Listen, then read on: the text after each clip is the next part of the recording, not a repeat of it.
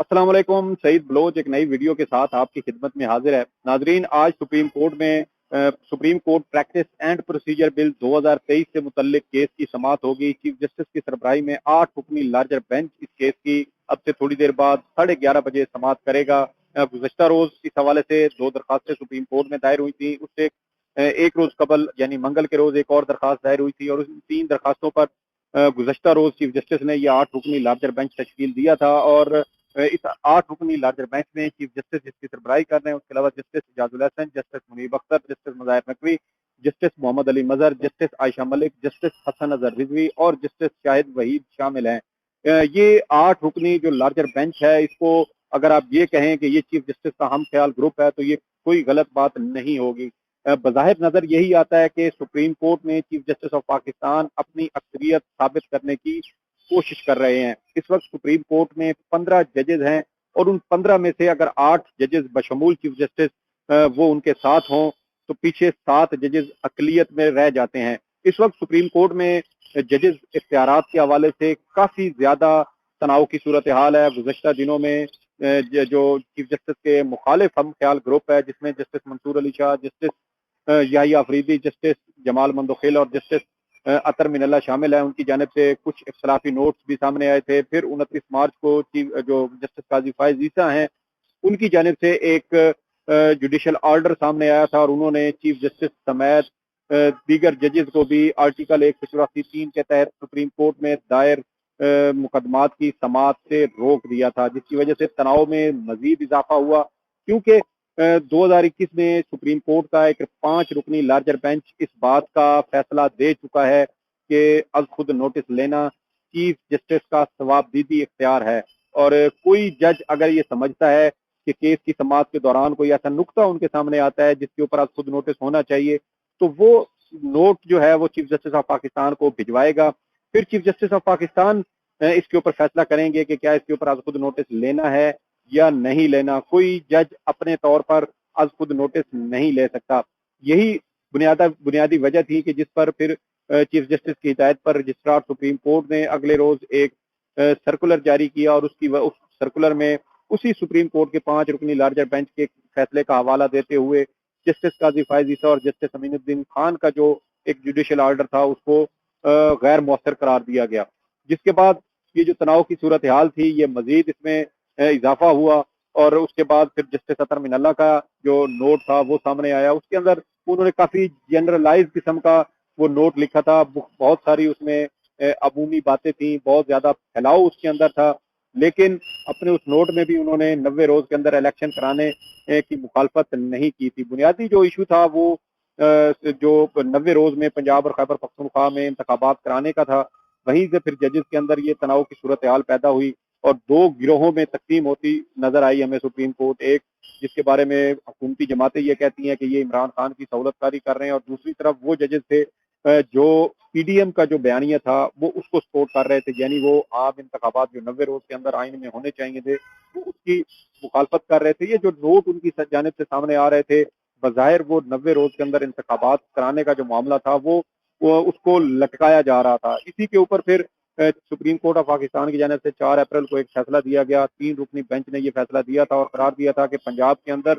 14 मई को इंतखाबात होंगे। ये 14 मई के जो तारीख थी ये 30 अप्रैल से बढ़ा के 14 मई की गई थी, क्योंकि 22 मार्च को इलेक्शन कमीशन ने जो शेड्यूल था वो तब्दील किया था और 8 अक्टूबर की डेट दी थी और फैसला आने तक यानी 4 अप्रैल तक 13 से 14 रोज इसमें जाया हुए थे, तो वो सुप्रीम कोर्ट ने उसमें ऐड किए और 30 अप्रैल की बजाय वो 14 मई की गई थी। अब जो सुप्रीम कोर्ट प्रोसीजर बिल है इसके ऊपर जो बुनियादी तनाज़ा है वो यही है कि जो इसकी टाइमिंग है वो बड़ी मशकूक है, क्योंकि एक तरफ सुप्रीम कोर्ट के 3 रुकनी बेंच ने फैसला दिया और साथ ही हुकूमत की जानिब से चीफ जस्टिस के इख्तियारात को रेगुलेट करने के लिए कानून साजी की गई। इस पर पहले कौमी असम्बली से ये बिल मंजूर हुआ, फिर ये सेनेट से मंजूर हुआ, फिर सदर पाकिस्तान को मंजूरी के लिए भिजवाया गया, लेकिन सदर पाकिस्तान ने इसके ऊपर तहफ़्फ़ुज़ात का इजहार किया और उस तहफ़्फ़ुज़ात के इजहार के बाद उन्होंने ये बिल वापस भिजवा दिया, जिसके बाद 10 अप्रैल को हुकूमत की जानिब से जो पार्लियामेंट का मुश्तरका इजलास था उसमें ये बिल पेश किया गया और वहां से मंजूरी लेते हुए अब ये दोबारा सदर पाकिस्तान को भिजवाया गया है। अगर सदर इस बिल के ऊपर दस्तखत कर देते हैं तो ये फौरी तौर पे नाफिजुल अमल हो जाएगा, लेकिन अगर सदर इसके ऊपर दस्तखत नहीं करते तो 10 रोज के बाद ये जो बिल है ये खुद ब खुद कानून बन जाएगा, एक्ट बन जाएगा, एक्ट ऑफ पार्लियामेंट कहलाएगा।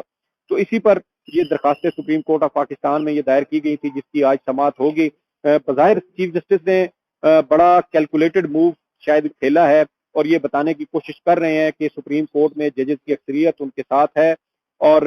8 रुकनी लार्जर बेंच जो बनाया गया है, अगर ये इसके अंदर से कोई ऐसी मिसकैलकुलेशन नहीं होती, अगर कोई जज इसमें से इख्तलाफी नोट नहीं लिखते तो ये मुतफिका तौर पे 8-0 का फैसला भी आ सकता है। जो supreme court practice and procedure bill है उसमें कुछ तरामीम ये की गई थी। एक तो ये कहा गया था कि चीफ जस्टिस जो है वो बेंच की तश्कील का मामला वो चीफ जस्टिस अकेले नहीं करेंगे, बल्कि अब एक 3 रुकनी कमेटी बनेगी जिसमें चीफ जस्टिस और सुप्रीम कोर्ट के 2 सीनियर तरीन जज होंगे और ये कमेटी फिर फैसला करेगी कि कौन सा बेंच किस केस के जो कौन सा केस है वो किस बेंच के सामने लगेगा। फिर इसमें जो आर्टिकल 184(3) के तहत जो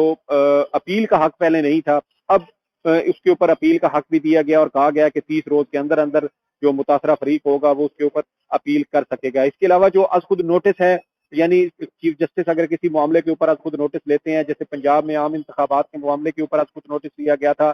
तो उसके अंदर भी जो नजर सानी है उसकी वो उसकी गुंजाइश नहीं होती। तो इसमें अब वो चीज भी ऐड कर दी गई कि सुप्रीम कोर्ट अज खुद नोटिस में जो फैसला देगी उसके उस पर नजर सानी भी दायर की जा सकेगी और 90 रोज यानी कि जब ये बिल नाफिजुल अमल होगा उसके 30 दिन के अंदर अंदर मुतासरा फरीक जो है वो इस पे अपील कर सकेगा। अब यहाँ पर जो सबसे अहम बात है वो ये है कि सुप्रीम कोर्ट ने नवाज शरीफ को भी इसी तरह के एक मुकदमे में जो उसको नाअहल किया था, ताहयात वो नाअहल हुए थे।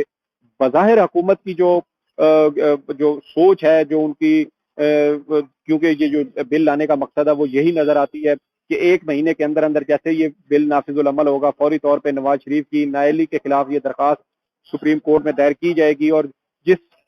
अज खुद नोटिस के तहत ये जो नवाज शरीफ साबिक वज़ीर-ए-आज़म नवाज शरीफ को ताहयात नाअहल किया गया था उसके खिलाफ अपील दायर की जाए। इस हवाले से सुप्रीम कोर्ट बार एसोसिएशन की पहले ही एक दरखास्त आर्टिकल 62(1)(f) की तशरीह के हवाले से सुप्रीम कोर्ट में जेर समाअत है, जो ताहाल समाअत के लिए मुकर्रर नहीं हो सकी। बज़ाहिर हुकूमत की चाल यही नजर आती है कि जजेस को, चीफ जस्टिस ऑफ पाकिस्तान और उनके जो दीगर ब्रादर जजेस हैं उनको